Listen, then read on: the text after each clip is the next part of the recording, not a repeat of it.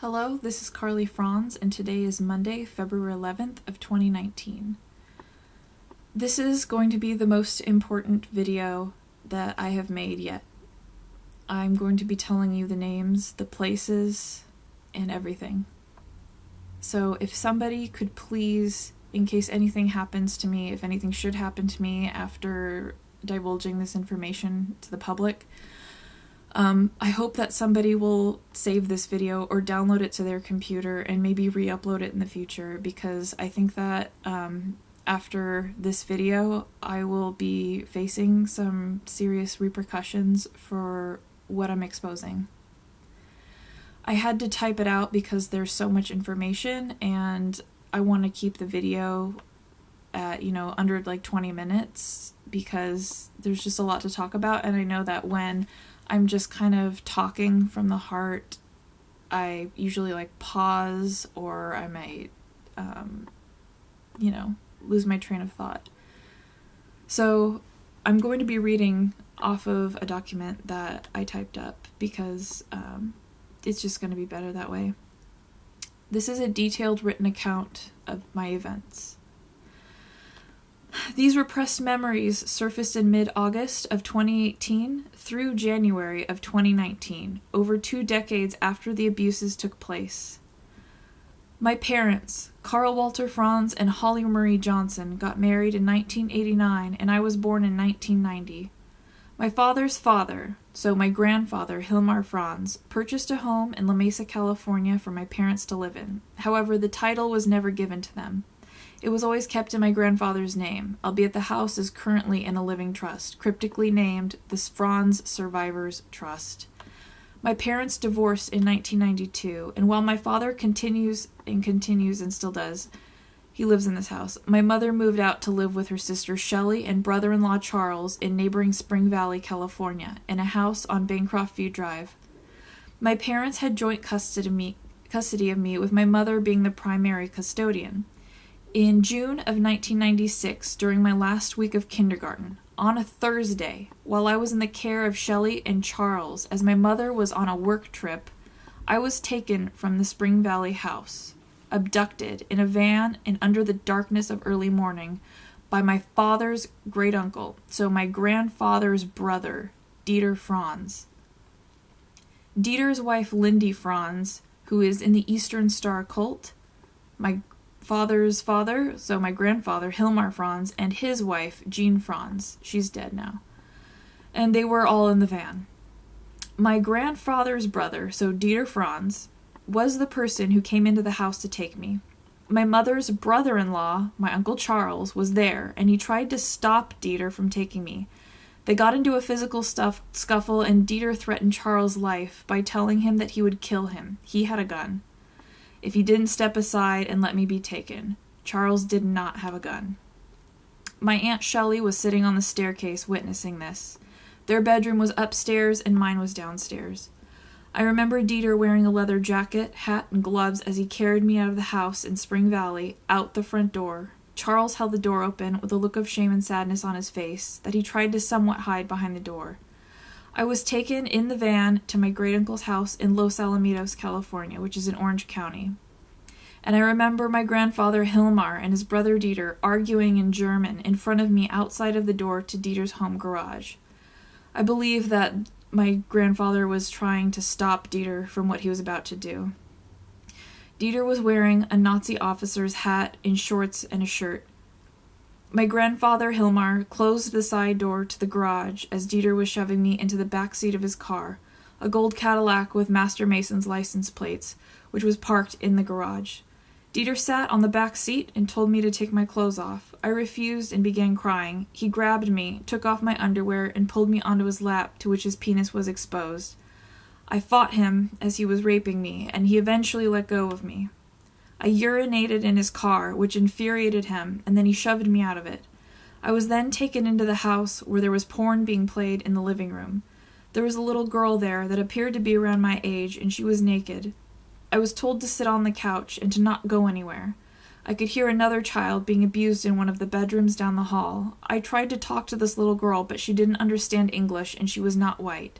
She was tan and had black hair. We were ordered to drink juice boxes in this living room, which were laced with some kind of sedative. After consuming the juice boxes, we were taken down the hallway that branched into bedrooms. In one bedroom to the right side, I saw my grandmother Jean sitting on a bed in her underwear, and she had a look of disgust and sadness about her. Dieter took me and this little girl into a bedroom on the left side and closed the door. This room had a bed, lots of child-sized lingerie hanging everywhere, pornographic photos of children on the wall, and it was at this point that I passed out. I do not remember the details of what went on in this bedroom. When I awoke from the sedatives at night, I was driven to the Bellflower Masonic Center in Los Alamitos, California. Los Alamitos is in Orange County, and it's about an hour and a half north of San Diego. And so these relatives, perpetrators on my father's side of the family, live in Los Alamitos too. Upon exiting this van that I was abducted in, a stranger carried me into the building and away from the people who were familiar to me. I could feel their presence leaving me as I was brought into the building and down to the basement. First, there was a long hallway with metal cages lining the entire distance. There had to have been about 50 cages, and half of them were empty, while the other half contained naked children. I was first brought into an all-pink room with a satanic star on the wall, where about 15 to 20 of the Eastern Star cult women rubbed me and molested me while love-bombing me with sayings like, "You're so lucky to be chosen." Lindy was in this room and conversing with the other Eastern Star women. I was then taken into a gold-gilded hallway with red carpet, chandeliers, mirrors. In this hallway, I only witnessed one old-looking woman who was dressed in a long black dress with long sleeves, lots of jewelry, tons of makeup, and short black hair. She kind of looks like Shirley MacLaine. All of the other people there were men, and they were dressed in tuxedos, Freemason regalia such as medals, aprons, their necklaces. We took a left turn into another hallway and then a right turn into a long dining room that was crowded with these men, and men only. There was a gilded two-headed bird on the wall at the end of the table with gold rays behind it, and this room had blue carpet with gold stars and one large light fixture in the center of the room. When I was brought into the room, the faces of the men lit up with excitement, and I was brought to the end of the table and placed on an altar which had a large book, probably the Bible, on it. And this book was removed when I was placed on the altar. There was a cameraman there with a very large black camera resting on his right shoulder. I was stripped naked out of my pajamas in this room in front of at least 100 men as they jeered and whistled at me. They proceeded to hold me face down on my stomach and inserted a foreign object far into my anus. I remember the feeling of going deaf for a moment when this happened. As I was held down, the men proceeded to form two lines and took turns raping me. Some of the men wanted me face up and others face down. Some performed rape and some performed other sexual performances. I was forced to remain face up when it was Dieter's turn to rape me. My grandfather did not want to make eye contact with me when it was his turn. There were about 20 men left in line when they had to stop because I was bleeding. When the sexual abuse was over and the room seemed to have kind of cleared out, a smaller group of men, around 10 people, came into this dining room dressed in long hooded robes. They were kind of dark brown in color. One of them brought a little boy who appeared to be around my age into the room on a rolling cart or altar. This little boy was strapped to the cart he was on, and one man in a hooded robe began to cut the boy open in the chest and proceeded to torture him. There was a man standing a little ways behind him wearing what appeared to be a cow skull or goat skull. At this time, I was placed inside of an animal carcass, but I could still see things going on in the room. As this little boy was being cut open alive, the man doing this was also bending over him and appeared to be eating the boy's entrails and blood. When the boy died and his scream stopped, a black mist appeared in the center of the room, at the same distance that this little boy's body was from me, and I'm still at the head of the table on the altar. The men were chanting, and I remember them saying Lucifer. The black mist in the center of the room grew larger, and this demon was summoned. I saw its red eyes, and it was speaking in another language. Its voice sounded like thunder. The room filled with the black darkness, and then I was taken into another room. This room was a surgical-looking room, and a male with brown hair and glasses cleaned me up. He was wearing a mask and surgical robes. He sat me in a chair, strapped my arms down, then proceeded to make a small incision in the middle of my left forearm. He took out a large syringe, and inside was a clear capsule that contained a small circular part that connected to a small rectangular chip with a wire. He put a Band-Aid on my arm, and then I was taken into another room. This next room had a baby chained to the wall with extremely bruised and mangled legs. Another baby was brought out on a cart, and this baby was white and wearing a diaper. They ordered me to kill the baby, and I refused. They even put a knife in my hand and threatened to kill me, and I still refused. This baby was taken away, back to the baby chained to the wall. The damage to this baby's body was so severe that I couldn't tell if it was a boy or a girl. As this baby cried and screamed, I was forced to watch as a laughing man in a short-sleeved police officer uniform and hat stabbed the baby in the head, killing it. I was then chained to the floor in this room. The floor had black and white checkered pattern to it, and the room was dimly lit. Wooden pallets were used in this room as wall dividers. To my left side, there was another child chained to the floor, but when I tried to talk to this child, I received no response. This child was in fact dead. I was just barely able to touch this dead child's hand on my left side, and I felt crusty. As I laid on the floor terrified, I could hear other children being abused and hurt on the other side of the wall of pallets. I remember trying to find a safe place in my mind, and I thought about a bright white room to try to cope with what I was experiencing. When it was time to leave, I was carried out of the building, and I remember trying to see where I was and observe everything that I could outside of the building before I got into the van and taken back to the Spring Valley house. I saw the long hallway of crates of children again before being taken up the staircase and outside. I remember the Masonic compass and G glowing on the side of the building, and I remember what the Bellflower Masonic Center looked like near the roof line of the building. The car ride back to Spring Valley was quiet, and there were about 7 police officers at the house when I returned. 2 officers took me to my room and threw me down on my bed. They stood at my door and threatened me that if I were to ever speak out, I would be killed along with everyone that I loved. I was so tired and afraid, I cried myself to sleep. The next morning when I woke up, my Uncle Charles came to my room, and it looked like he had been crying. He asked me to keep this a secret and never talk about it. Sorry. I was dressed in a long-sleeve corduroy dress and leggings before being taken to school. When I arrived at school, several kids came running to me, asking him if I was okay. What happened to me?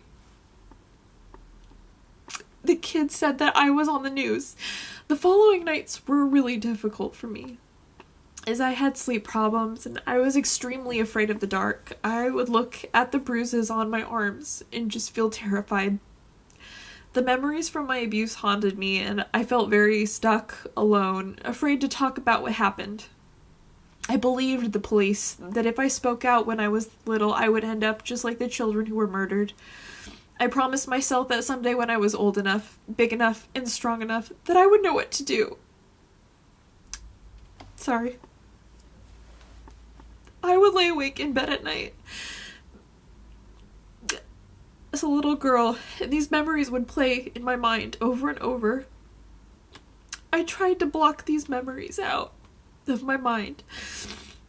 It was a normal thing for my grandfather and grandmother to drive down to La Mesa every other weekend from their home in Los Alamitos and stay with my father and I for the weekend. Weekends were my father's custody time with me. I remember trying to ask my grandmother what certain government uniforms looked like, as I was desperate to find out what these blue and white embroidered aprons were about. But at the same time, I knew that I wouldn't get a straight answer from her, and I didn't. Grandmother Jean was revered by many people as a very sweet old lady, but it was just a facade. She would never speak about the things that she was forced to do.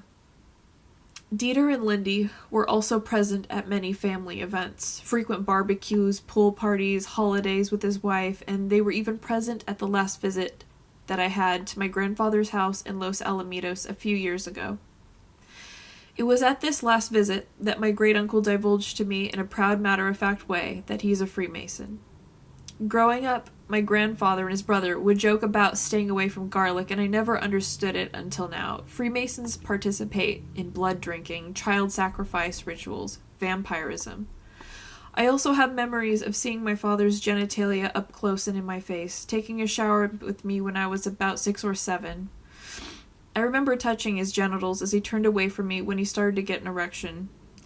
Throughout my childhood, there were instances of being in my father's care, and he would against my will tell me that he needed to rub Nivea cream on my crotch, which was just pure molestation. Why couldn't I do that myself? Sometimes my grandparents were there too on a visit, and they didn't bat an eye at this. He would do this with the door open, so I never knew if I was being helped or if it was just my pedophile family members all being complicit with each other in my abuse. Eventually, this stopped as I got older, but I never understood why I wasn't allowed to put moisturizing cream on myself if it was, in fact, some necessity. Around the time of my cousin being born, my aunt's daughter, I witnessed her Monarch program paperwork on the coffee table. The distinct font and butterfly sitting on the M of the Monarch logo is still clear in my mind. I saw the words Dark Princess, and I'm certain that this was the enslavement paperwork for this cousin. I remember hearing my mother and her sister talking about the MKUltra Monarch program paperwork, specifically regarding what they should do if someone were to wake up and try to expose what is going on. They said that Dr. Phil is a code word for making someone disappear. And this will make the abused person think that they're trying to help them, but they really aren't. It's the exact opposite. They also mentioned Rick Ross as being the facilitator of these abused victims disappear, but having an attorney friend that is close to Dr. Phil is their code word for silencing anyone coming forward.